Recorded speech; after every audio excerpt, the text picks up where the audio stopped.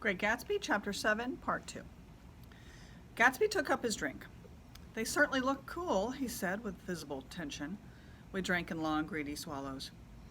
"I read somewhere that the sun's getting hotter every year," said Tom genially. "It seems that pretty soon the Earth's going to fall into the sun, or wait a minute, it's just the opposite. The sun's getting colder every year." "Come outside," he suggested to Gatsby. "I'd like you to have a look at the place." I went with him out to the veranda. On the green sound, stagnant in the heat, one small sail crawled slowly toward the fresher sea. Gatsby's eyes followed it momentarily. He raised his hand and pointed across the bay. "I'm right across from you." "So you are." Our eyes lifted over the rose beds and the hot lawn and the weedy refuse of the dog days along shore. Slowly, the white wings of the boat moved against the blue, cool limit of the sky. Ahead lay the scalloped ocean and the abounding Blessed Isles. "There's sport for you," said Tom, nodding. "I'd like to be out there with him for about an hour." We had luncheon in the dining room, darkened too against the heat, and drank down nervous gaiety with the cold ale. "What'll we do with ourselves this afternoon?" cried Daisy. "And the day after that, and the next 30 years?" "Don't be morbid," Jordan said. "Life starts all over again when it gets crisp in the fall." "But it's so hot," insisted Daisy, on the verge of tears, "and everything's so confused. Let's all go to town." Her voice struggled on through the heat, beating against it, molding its senselessness into forms. "I've heard of making a garage out of a stable," Tom was saying to Gatsby, "but I'm the first man who ever made a stable out of a garage." "Who wants to go to town?" demanded Daisy insistently. Gatsby's eyes floated toward her. "Ah," she cried, "you look so cool." Their eyes met, and they stared together at each other, alone in space. With an effort, she glanced down at the table. "You always look so cool," she repeated. She had told him that she loved him, and Tom Buchanan saw. He was astounded. His mouth opened a little, and he looked at Gatsby and then back at Daisy as if he had just recognized her as someone he knew a long time ago. "You resemble the advertisement of the man," she went on innocently. "You know, the advertisement of the man." "All right," broke in Tom quickly. "I'm perfectly willing to go to town. Come on, we're all going to town." He got up, his eyes still flashing between Gatsby and his wife. No one moved. "Come on!" His temper cracked a little. "What's the matter, anyhow? If we're going to town, let's start." His hand, trembling with his effort at self-control, bore to his lips the last his glass of ale. Daisy's voice got us to our feet and out onto the blazing gravel drive. "Are we just going to go?" she objected. "Like this? Aren't we going to let anyone smoke a cigarette first?" "Everybody smoked all through lunch." "Oh, let's have fun," she begged him. "It's too hot to fuss." He didn't answer. "Have it your own way," she said. "Come on, Jordan." They went upstairs to get ready while we three men stood there shuffling the hot pebbles with our feet. The silver curve of the moon hovered already in the western sky. Gatsby started to speak, changed his mind, but not before Tom wheeled and faced him expectantly. "Have you got your stables here?" asked Gatsby with an effort. "About a quarter of a mile down the road." "Oh." A pause. "I don't see the idea of going to town," broke out Tom savagely. "Women get these notions in their heads." "Shall we take anything to drink?" called Daisy from an upper window. "I'll get some whiskey," answered Tom. He went inside. Gatsby turned to me rigidly. "I can't say anything in his house, old sport." "She's got an indiscreet voice," I remarked. "It's full of—" I hesitated. "Her voice is full of money," he said suddenly. That was it. I'd never understood before. It was full of money. That was the inexhaustible charm that rose and fell in it, the jingle of it, the cymbal song of it. High in a white palace, the king's daughter, the golden girl. Tom came out of the house wrapping a quart bottle in a towel, followed by Daisy and Jordan wearing small tight hats of metallic cloth and carrying light capes over their arms. "Shall we all go in my car?" suggested Gatsby. He felt the hot green leather of the seat. I ought to have left it in the shade. "Is it standard shift?" demanded Tom. "Yes." "Well, you take my coupe and let me drive your car to town." The suggestion was distasteful to Gatsby.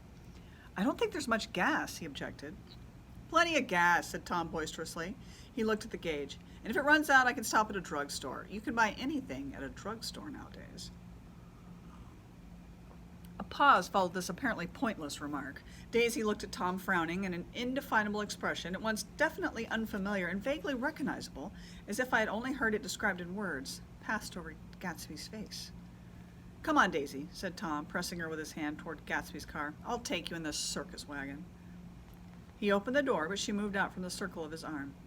You take Nick and Jordan. We'll follow you in the coupe.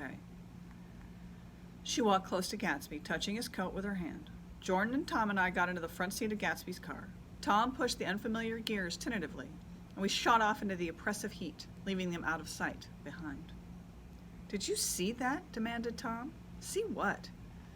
He looked at me keenly, realizing that Jordan and I must have known all along. You think I'm pretty dumb, don't you? He suggested. Perhaps I am, but I have almost a second sight, sometimes, that tells me what to do. Maybe you don't believe that, but science... He paused.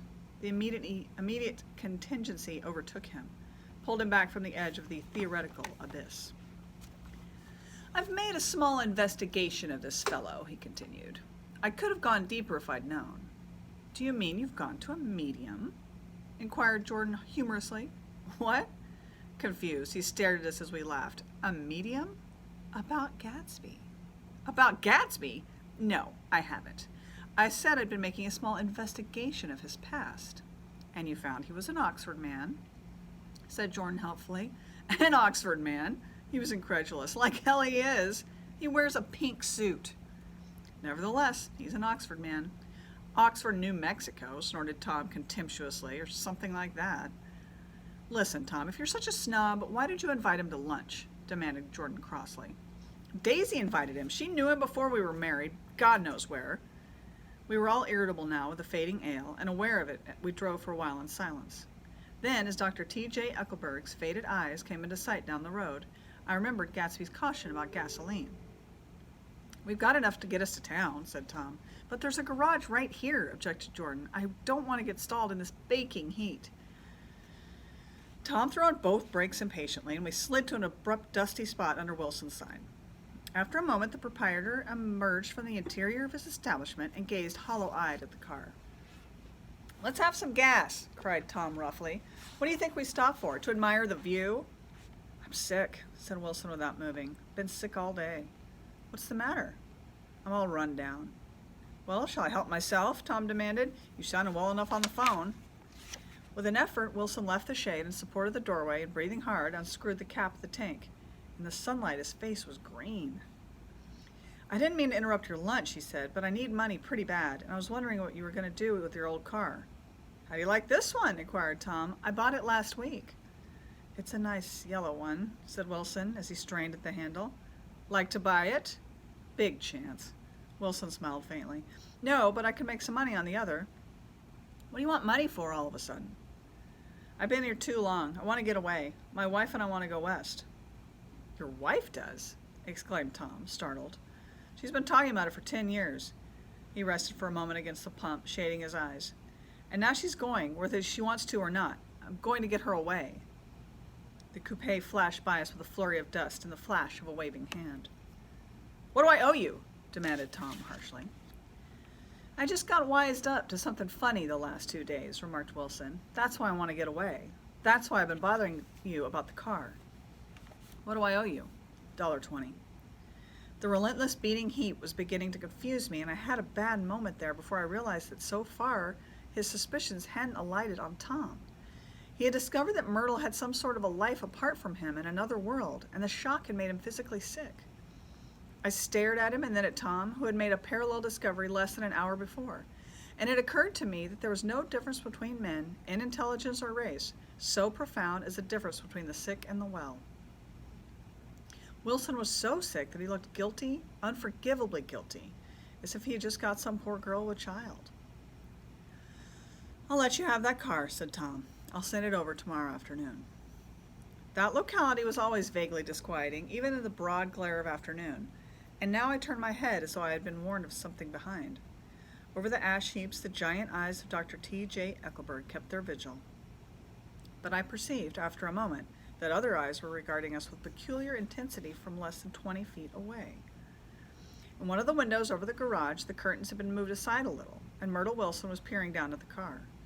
So engrossed was she that she had no consciousness of being observed, and one emotion after another crept into her face like objects in a slowly developing picture. Her expression was curiously familiar. It was an expression I had often seen on women's faces, but on Myrtle Wilson's face it seemed purposeless and inexplicable. until I realized that her eyes, wide with jealous terror, were fixed not on Tom, but on Jordan Baker, whom she took to be his wife. There is no confusion like the confusion of a simple mind, and as we drove away, Tom was feeling the hot whips of panic. His wife and his mistress, until an hour ago secure and inviolate, were slipping precipitately from his control. Instinct made him step on the accelerator with the double purpose of overtaking Daisy and leaving Wilson behind. We sped along toward Astoria at 50 miles an hour, until, among the spidery girders of the elevated, we came in sight of the easy-going blue coupe. "Those big movies around 50th Street are cool," suggested Jordan. "I love New York on summer afternoons when everyone's away. There's something very sensuous about it, overripe, as if all sorts of funny fruits were going to fall into your hands." The word sensuous had the effect of further disquieting Tom, but before he could invent a protest, the coupe came to a stop, and Daisy signaled us to draw up alongside. "Where are we going?" she cried. "How about the movies?" "It's so hot," she complained. "You go. We'll ride around and meet you after." With an effort, her wit rose faintly. "We'll meet you on some corner. I'll be the man smoking 2 cigarettes. "We can't argue about it here," Tom said impatiently as a truck gave out a cursing whistle behind us. "You follow me to the south side of Central Park, in front of the plaza." Several times he turned his head and looked back for their car, and if the traffic delayed them, he slowed up until they came into sight. I think he was afraid they would dart down a side street and out of his life forever.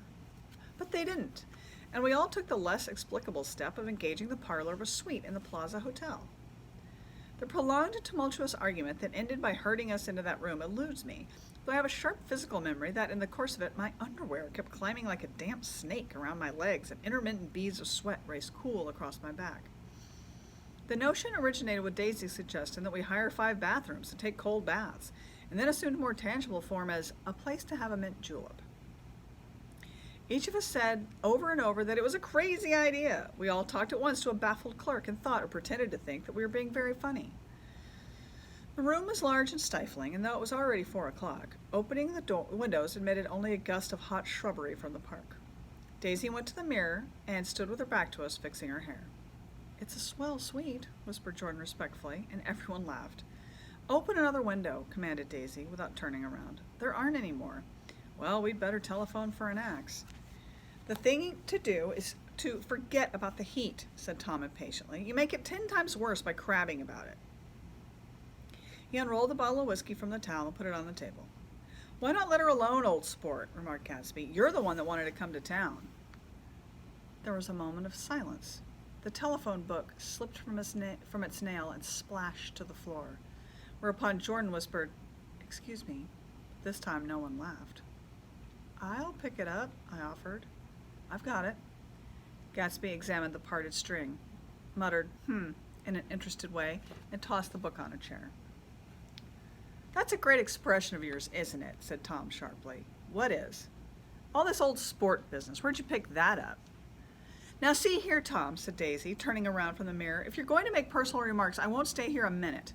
Call up and order some ice for the mint julep." As Tom took up the receiver, the compressed heat exploded into sound, and we were listening to the portentous chords of Mendelssohn's Wedding March from the ballroom below. "Imagine marrying anybody in this heat!" cried Jordan dismally. "Still, I was married in the middle of June," Daisy remembered. "Louisville in June. Somebody fainted. Who was it fainted, Tom?" "Biloxi," he answered shortly. "A man named Biloxi. Biloxi, and he made boxes. That's a fact. And he was from Biloxi, Mississippi." "They carried him into my house," appended Jordan, "because we lived just 2 doors from the church. And he stayed 3 weeks until Daddy told him he had to get out. The day after he left, Daddy died." After a moment, she added, as if she might have sounded irreverent, "There wasn't any connection." "I used to know a Bill Biloxi from Memphis," I remarked. Great. "That was his cousin. I knew his whole family history before he left. He gave me an aluminum putter that I use today."